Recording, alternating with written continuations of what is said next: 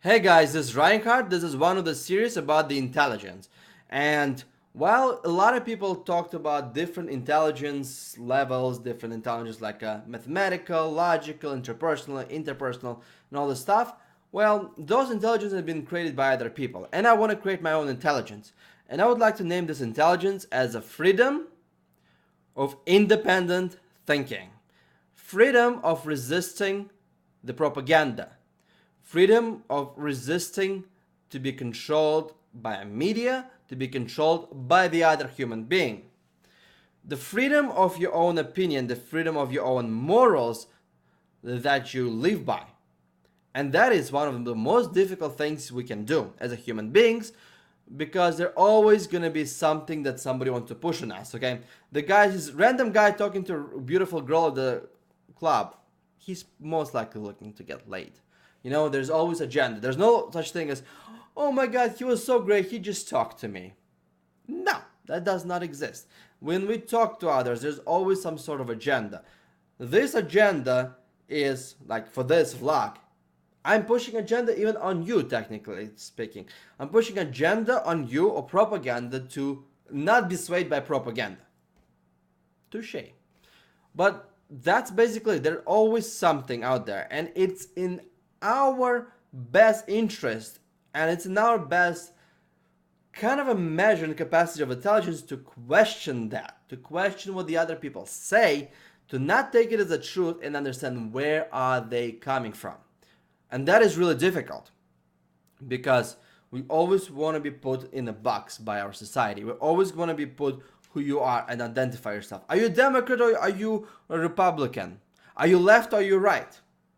Left wings or right wings? Are you liberal? Are you this? Are you that? Holy crap. There's so many different labels that we can put on ourselves that puts us in a box that we don't have to think outside of it. And that is the problem I have with our society is, are you a homophobe? No. Are you a Christian? That means you don't like Muslims? No.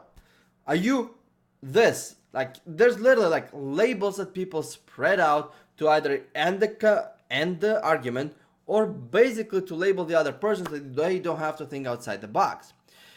If I'm gonna label myself as a proud, amazing Democrat, right? And guess what kind of propaganda I'm gonna be leaving onto you guys?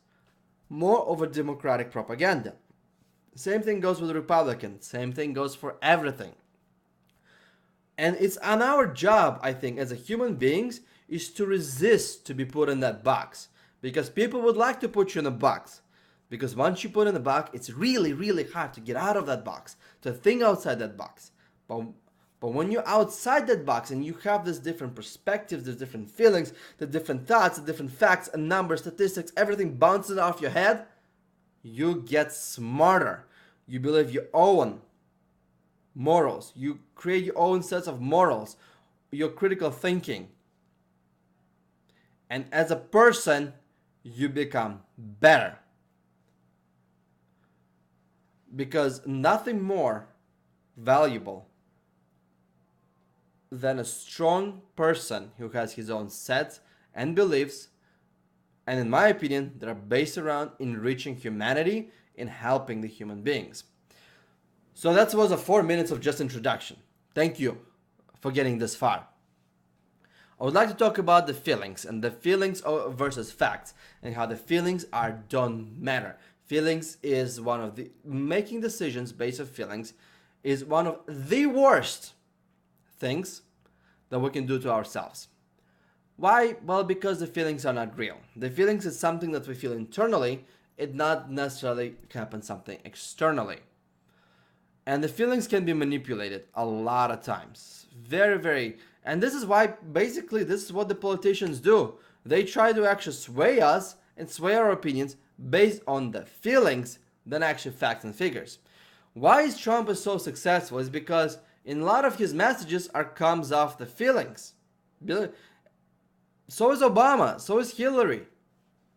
But we, for some reason, don't like to question their policies and procedures and look into them more than what they try to give the message. Because the message, in my opinion, that they bring fed us by politicians is a complete garbage. So with that said, feelings. Let me give you a perspective.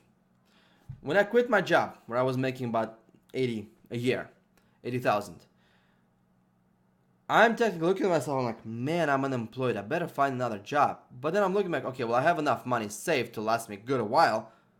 Why am I rushing, right? But I had this feeling of just hopelessness, of just this panic feeling. And I'm like, oh my God, I just quit my job. Even though I'm really looking forward to what I'm going to be doing with my free time, with working on my gaming website, working on my fitness levels, improving myself. I still felt terrible.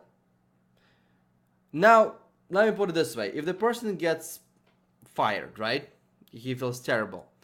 What would the person make a decision? So let's say the new bill comes in and says, people, well, I didn't get fired, I quit, okay, but let's say people who don't have a job now can get the government help for 3 years for $500 a week. Let's think about that really quickly.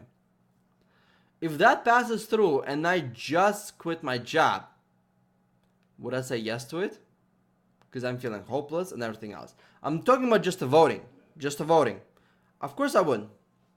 Now, a couple of weeks have passed. Now I'm learning a lot about nutrition, about the body, movements, about different perspective, philosophy, just lots of different messages just pouring into my brain right now. And I had a Fourier today saying, quitting the job right now was one of the best decisions I ever made for myself, because now I have this time to learn, to set myself up for 20 to 30, 40 years of knowledge. Now that I look back, is the amount of harm I did to my body by not eating properly, not even the extent, but now don't get me wrong, I do follow the nutrition.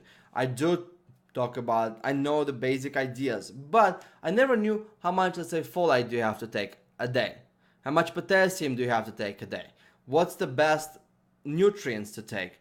What is the wrong with one workout versus the other?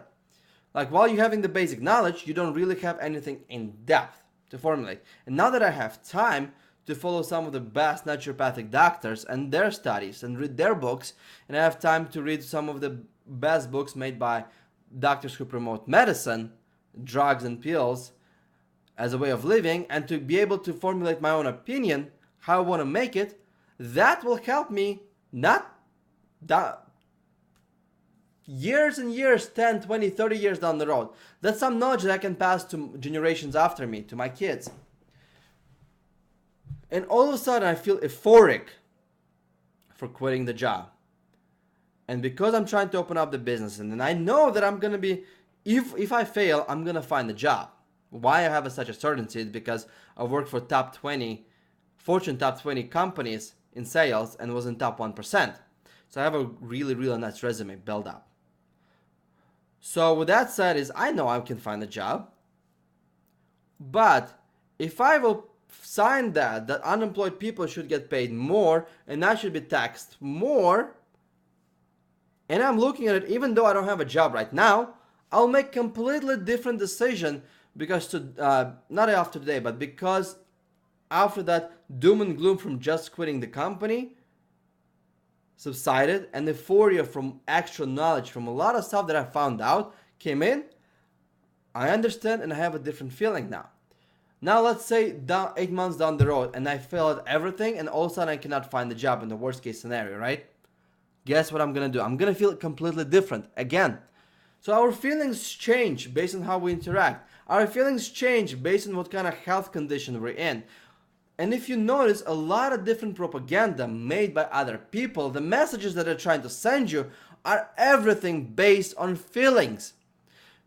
There's no more logic left in this world when it comes to making decisions, educated decisions, based on what exactly is the other person tries to say, okay? Like, I would honestly would love to have, like, in America, I live in America, I'm an American citizen. This is what I would like to do. I would like to have everybody take a 50, 60 question test. One president versus the other. So let's say Trump versus Hillary. Let's look at the Hillary policies that she's going to try to make over her presidency, and let's try to see what kind of changes that Trump would like to make over the presidency.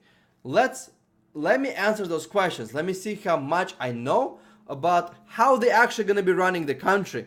Not about their thoughts and opinions about ethnic minorities, not their opinions about people with a different sexual orientation. I don't give a fuck about that. Personally, what I care about, what is going to be done to this country. How? What policies and procedures?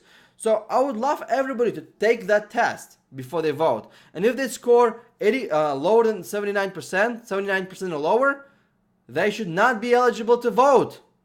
Go and get yourself educated more. That's what I think, but obviously that's not the case.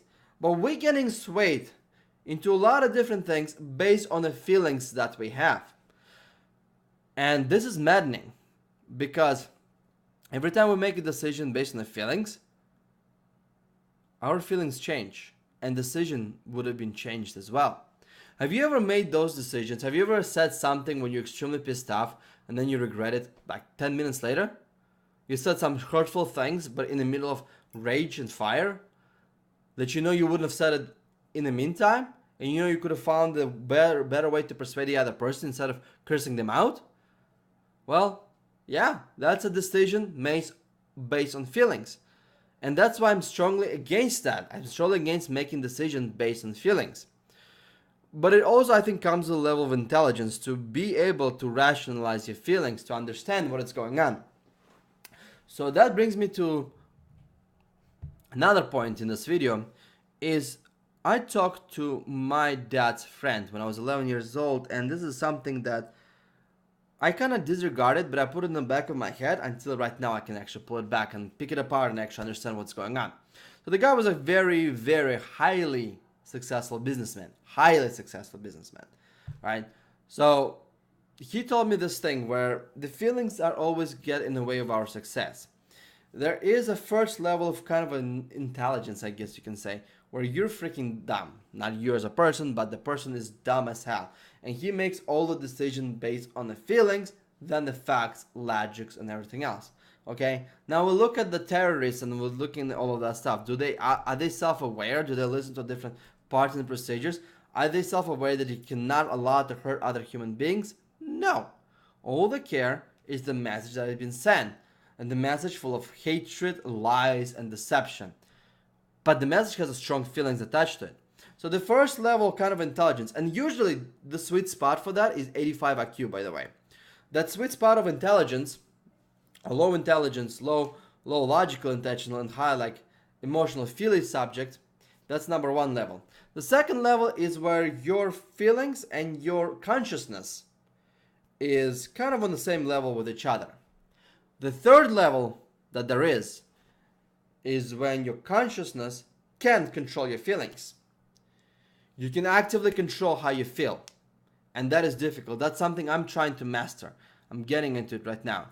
One of the best ways I found out is you have to, throughout the day, if you're feeling down, if you're feeling terrible, if you're feeling that you're not worthy of something, you have to stop down and say, what am I feeling? What am I experiencing? And what am I doing? Because a lot of times when we feel bad about ourselves, when we feel really terrible, we do something that makes it worse. Good example is, we feel terrible that we're so fat, so let me buy some ice cream to feel myself better because that sugary delight will make me feel awesome. But if that person would like, why am I feeling bad about myself? I'm going to work out, I'm doing all of this, I have the control to change the way I look, so therefore I am not gonna eat the ice cream, I'm gonna buy some spinach. Do you understand now? Controlling your feelings. And this is gonna require some separate video that I'm gonna make later on. And the fifth level is when you're free from feelings. That's what he told me. Free from feelings. When you don't even feel negative feelings. Free from negative feelings. And when that happens, your level of self-awareness is at its finest. You don't get indoctrinated and propagandized. And he told me that only a few people had that. And he named Jesus, he named Buddha, he named a few people who had this kind of a level of awareness, level of intellectual, level of resistance to propaganda and to negativity and all those feelings.